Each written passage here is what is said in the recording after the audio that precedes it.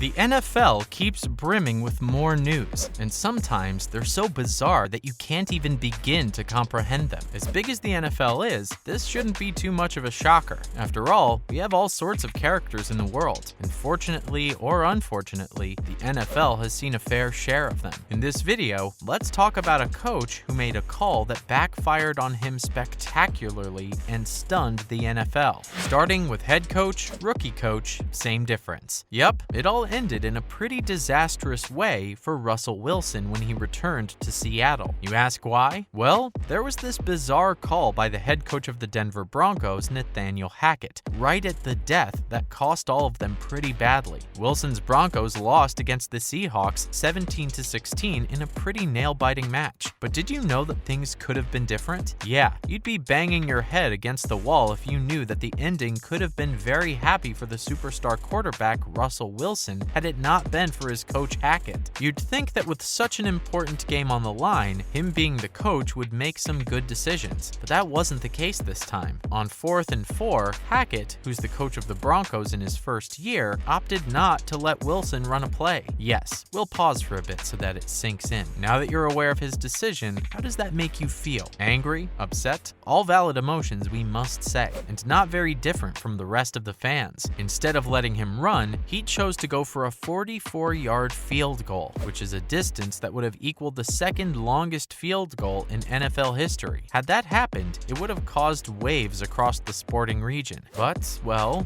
this decision also caused waves, but in a very negative sense. So in the waves department, Hackett is golden. Moving on to blue tick Twitter is in shambles. With this, of course, he invited people's wrath. And on Twitter, everyone's been sharing their feelings and opinions, even the ones with the blue tick. So you know, when this group of people starts talking about an incident, you just know it's quite a big deal, and many people are talking. One said that Hackett actually had two options. One was to ask a guy who had already thrown for 340 yards to throw for 5 more. The second was to ask a guy whose career-long field goal was 61 to make from 64. But he chose option number 2, and that's gonna be hard to live down. Another person tweeted that he can't believe the Broncos ran 40 seconds off the clock and then burned a timeout. If they just picked one, they could have missed a field goal and still had a shot to get the ball back. And, well, they did both. This, to be honest, has to be one of the biggest blunders in the NFL, and everyone's feeling it. And this decision didn't even give anyone a chance to maybe try to save the game. Next, the unhappy exit. With the record for longest field goal standing at 66 yards, it was always going to be a big ask for Brandon McManus. That's exactly what it eventually proved to be, as the kick flashed just wide of the left upright, and everything came tumbling down for the Broncos. You know, things like that don't often happen in the game, because the coach of the Seahawks, Pete Carroll, was jumping in joy and amazement as his side got off to the perfect start, while poor Wilson and the Broncos got ready to make the doomed journey back to the mile-high city. You know things aren't going to be very happy in the dressing room, and the head coach is going to have to get an earful from a lot of people, even from himself. Imagine a worn-out Hackett standing in front of the mirror, asking himself what is wrong with him. Lastly, fans are having a meltdown.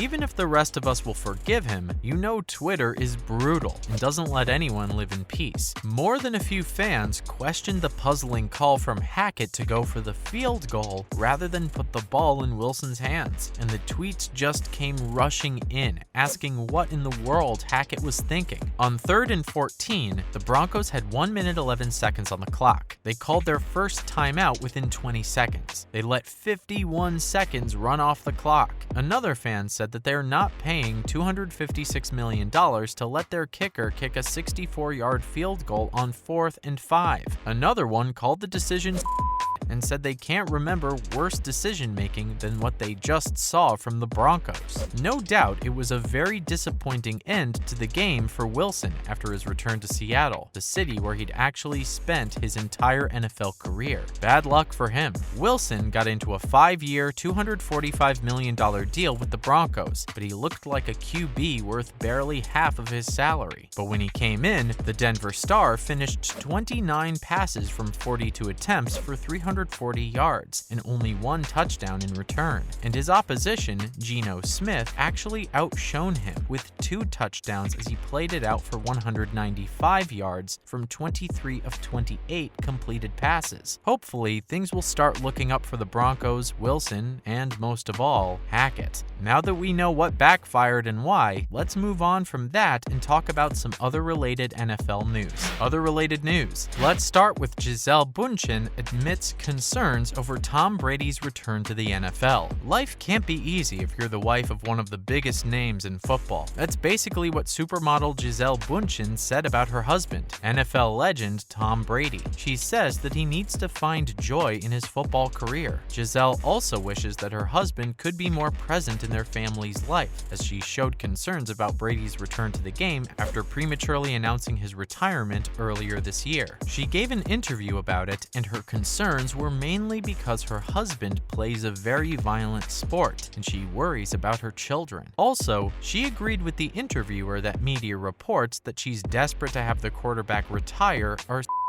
saying that she thinks it's the system they're living in, and it's what society has accepted. But she admitted that she'd had conversations with Brady about him continuing to play at the age of 45. But ultimately, she believes that everybody has to make a decision that works for them, and he needs to find joy in the work he does. The supermodel told the interviewer that it makes her happy to see Brady's and her children's success, and says she also has plans for herself. After having a successful career in modeling, she's now involved in making conservation efforts in her home country, Brazil. Next, we have the New York Jets sticking with Joe Flacco. Should the Jets change their quarterback? Debatable. Will they? Nope. Even though New York fans chanted Mike White's name during Sunday's season-opening loss to the Ravens, the Jets aren't planning a quarterback alteration for Week 2. Coach Robert Saleh confirmed that Joe Flacco, the veteran who replaced injured Zach Wilson, would start Sunday against the Cleveland Browns. He also kinda hinted that Flacco would start the game, but also created some doubts when he said that all the positions were under review at the moment. Oh, and a source said that Jets never seriously considered benching Flacco for the more popular White. White became a fan favorite last season with his 405-yard passing performance in an upset for the Cincinnati Bengals. And right now, Flacco isn't the best in everyone's books, as he struggled against the Ravens, and the Jets didn't score a touchdown until the very final minute of the game. We could very clearly see his issues with mobility too. Lastly, Pittsburgh Steelers linebacker TJ Watt doesn't need surgery. Doctors have said that the Pittsburgh Steelers' TJ Watt doesn't need surgery for his torn pectoral, but unfortunately the star player is expected to miss almost 6 weeks of the game. Watt suffered his injury on Sunday in a 23-20 overtime victory over the Cincinnati Bengals, and even though we knew it was bad because, come on, it looked pretty gnarly, Watts has asked for second and third opinions on the injury. Sure, right now the star isn't gonna play. His humor is here to keep us all company. On Tuesday, he tweeted a gif of Arnold Schwarzenegger's Terminator character saying, "I'll be back." The Steelers coach Mike Tomlin said that the organization was encouraged about the injury outlook for Watts. He said that they're in a much better place now as a team, and he can only definitively say that Watts won't be playing, but he can't make any commitments beyond that. We know that the team will first turn to outside linebacker Malik Reed, who was picked up in a trade with the Broncos last month in Watt's absence. Not just him, but Jameer Jones too. That's it from our side for today. If you enjoyed the video, please give it a thumbs up. And if you have any questions or thoughts about the rookie coach's $357 million call that backfired and stunned NFL, let us know in the comments below. See you in the next one.